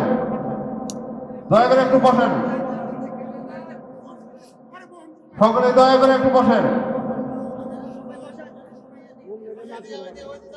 সমাজপ্রিয় ভাইয়েরা, আমি ঢাকা বিশ্ববিদ্যালয়ের শিক্ষার্থী, আমি ঢাকা বিশ্ববিদ্যালয়ে মাস্টার্সে আছি। জুলাই আন্দোলনে সক্রিয় ভূমিকা পালন করেছে। এক ওসমান হাদি, যে ওসমান হাদিকে আপনারা চেনেন, এই ওসমান হাদি আমার বিশ্ববিদ্যালয়ে আমার ডিপার্টমেন্টে ভর্তি হয়েছে। পরবর্তীতে মাইগ্রেশনে সে রাষ্ট্রবিজ্ঞানে গিয়েছেন। আমার হলে, আমি মুক্তিযোদ্ধা জিয়াউর রহমান হলে, ওসমান হাদি আমার হলে। এক ওসমান হাদিকে কণ্ঠবন্ধ করে আপনারা ভেবেছিলেন পুরো বিশ্বের ওসমান হাদি মানুষের কণ্ঠবন্ধ করবেন। এক ওসমান হাদিকে বন্ধ করেছেন, পুরো বাংলাদেশের প্রত্যেকটা যুবক ওসমান হাদির কণ্ঠ মিলিয়ে কথা বলবে। এখানে রাজনীতি করার জন্য আসি নাই, আমি কোনো দলের এজেন্ডা বাস্তবায়ন করার জন্য আসি নাই। কোরআন থেকে কথা বলি, ইসলাম থেকে কথা বলি। আওয়ামী লীগের সময়ও আজ পর্যন্ত আমার মাহফিলে কেউ বাধা দিতে পারে নাই, কারণ আমি প্রত্যেকটা কথা রেফারেন্স দিয়ে কথা বলি, রেকর্ড আছে এখানে। একটা কথা যদি আমি কোরআনের আয়াতের বিরুদ্ধে বলি, একটা কথা ইতিহাসের বিরুদ্ধে বলি, আপনারা আমার গলা চেপে ধরবেন। আমরা ইসলামের দায়ী, কোনো নির্দিষ্ট কোনো দলের এজেন্ডা বাস্তবায়ন করার জন্য আমরা মাঠে নামি নাই, আমরা কোরআনের এজেন্ডা বাস্তবায়ন করার জন্য মাঠে নেমেছি। যদি কারো গায়ে লেগে থাকে বুঝতে হবে আপনার মধ্যে ঝামেলা আছে। প্রিয় ভাইরা, নবী করিম সাল্লাল্লাহু আলাইহি ওয়াসাল্লামের যে আলোচনা আমরা ছিলাম, আমরা শেষ করবো ইনশাআল্লাহ। আপনারা আছেন ইনশাআল্লাহ? নবী করিম সাল্লাল্লাহু আলাইহি ওয়াসাল্লামের এক নম্বর বৈশিষ্ট্য, আমার রাসূল ছিলেন একমাত্র সর্বশ্রেষ্ঠ লজ্জাশীল ব্যক্তি। দুই নম্বর, আমার রাসূল ছিলেন সর্বশ্রেষ্ঠ আমানতদার। আমার রাসূল 10 বছর মদিনা রাষ্ট্র কোরআন দিয়ে পরিচালনা করেছেন। কেউ যদি বলতে চায় আমার বাংলাদেশ কোরআন দিয়ে রাষ্ট্র পরিচালনা সম্ভব নয়, ইসলামী রাষ্ট্র সম্ভব নয়, সেজন্য আমার রাসূলকে অস্বীকার করছে। আমার রাসূল 10 বছর মদিনা রাষ্ট্র পরিচালনা করেছেন কোরআন দিয়ে, ইসলাম দিয়ে। নবী করিম সাল্লাল্লাহু আলাইহি ওয়াসাল্লামের 3 নম্বর বৈশিষ্ট্য হলো আমার রাসূল ছিলেন সর্বশ্রেষ্ঠ সত্যবাদী মানুষ। নবী করিম সাল্লাল্লাহু আলাইহি ওয়াসাল্লামের 4 নম্বর বৈশিষ্ট্য হলো আমার রাসূল ছিলেন আদর্শবান পিতা। 5 নম্বরে আমার রাসূল সাল্লাল্লাহু আলাইহি ওয়াসাল্লাম তিনি ছিলেন ক্ষমাশীল। 6 নম্বরে আমার রাসূল সাল্লাল্লাহু আলাইহি ওয়াসাল্লাম তিনি ছিলেন সর্বশ্রেষ্ঠ বিচারক। 7 নম্বরে আমার রাসূল সাল্লাল্লাহু আলাইহি ওয়াসাল্লাম তিনি সবার আগে সালাম দিয়েছেন। 8 নম্বরে আমার রাসূল সাল্লাল্লাহু আলাইহি ওয়াসাল্লাম তিনি ছিলেন অত্যন্ত ধৈর্যশীল। 9 নম্বরে আমার রাসূল তিনি ছিলেন বিনয়ী। 10 নম্বরে আমার রাসূল তিনি দান করতেন। 11 নম্বরে আমার রাসূল তিনি ছিলেন একজন আদর্শ স্বামী। 12 নম্বরে আমার রাসূল তিনি ছিলেন একজন সফল রাষ্ট্রনেতা। এই 12টি গুণ আমার রাসূলের মধ্যে ছিল। আমরাও এই 12টি গুণ আমাদের নিজেদের মধ্যে নিয়ে আমরা আমাদের জীবনটাকে পরিচালনা করবো। রাজি আছেন ইনশাআল্লাহ? আল্লাহ আমাদেরকে তাওফিক দিন, আমরা পড়ি আমিন। 1 টাকা নেই নাই, 1 টাকার জন্য আমরা এখানে আসি নাই। কোরআনে দাওয়াত দেই টাকা পয়সার জন্য না, ভুল বুঝিয়েন না। কেউ যদি আমাদেরকে এটা বলে আপনারা মেহমান আছেন ঢাকা থেকে, অসম্মান করার জন্য নয়। আগামী থেকে আপনারা সতর্ক থাকবেন। আল্লাহ আমাদেরকে তাওফিক দিন, পড়ে না আমিন। আসসালামু আলাইকুম ওয়া রাহমাতুল্লাহি ওয়া বারাকাতুহু। আমাদের একজন ভাই একটা চিরকুট দিয়েছেন, আসসালামু আলাইকুম হুজুর, মাদ্রাসায় ছেলে মেয়ে লেখাপড়া করানো জরুরি সম্পর্কে কিছু আলোচনা করার জন্য অনুরোধ রইল, যাতে সকলেই ছেলে মেয়েদের ভর্তি করাতে আগ্রহী হন। ভাইরা, একটা প্রশ্ন করতে জবাব দেবেন। আজকের এই বাংলাদেশে কোনো মুয়াজ্জিন বা কোনো ইমাম তার বাড়িতে বাবা মা নির্যাতিত হয়েছে এমন কোনো নজির আপনারা পেয়েছেন? কখনো দেখেছেন কোনো ইমাম তার বাবা মাকে বের করে বৃদ্ধাশ্রমে পাঠিয়ে দিয়েছে? কখনো দেখেছেন কোনো মুয়াজ্জিন তার বাবা মাকে বাড়ি থেকে বের করে বৃদ্ধাশ্রমে পাঠিয়েছে? একজন মুয়াজ্জিন, একজন ইমামের বেতন ব্যয় কত টাকা হয়? এই জন্য বৃদ্ধ বয়সে যদি বাবা মা নির্যাতিতা, সন্তানের হাতে নির্যাতিতা, নিষ্পেষিতা, লাঠি উষ্টাকাইতে না চান, সন্তানকে কোরআন শিখাবেন। টিচ ইউর চিলড্রেন, তাহলে কোরআন টিচেস ইউর চিলড্রেন এভরিথিং। আপনি আপনার সন্তানকে কোরআন শেখান, আপনার সন্তানকে কোরআন সব কিছু শেখাবে। নৈতিকতা, মানবিক মূল্যবোধ সব কোরআন আপনাকে শেখাবে। এই জন্য সন্তানদেরকে কোরআন শেখাবেন। আপনার সন্তানকে ডাক্তার বানান, ইঞ্জিনিয়ার বানান, যা ইচ্ছা তাই বানান, কিন্তু আপনি আপনার সন্তানকে ছোট্টবেলায় কোরআন শেখাবেন। এই ছোট্ট বাচ্চারা যদি কোরআন পড়তে পারে, আপনার জীবনটাকে যে মালিক বরকত দিয়ে পরিপূর্ণ করবেন তিনি কে? ভাইয়েরা যারা আছেন, সন্তানদেরকে কোরআন শেখাবেন। কাছে আছেন ইনশাআল্লাহ? আল্লাহ আমাদেরকে তাওফিক দিন, করে না আমিন। আসসালামু আলাইকুম ওয়া রাহমাতুল্লাহি ওয়া বারাকাতুহু।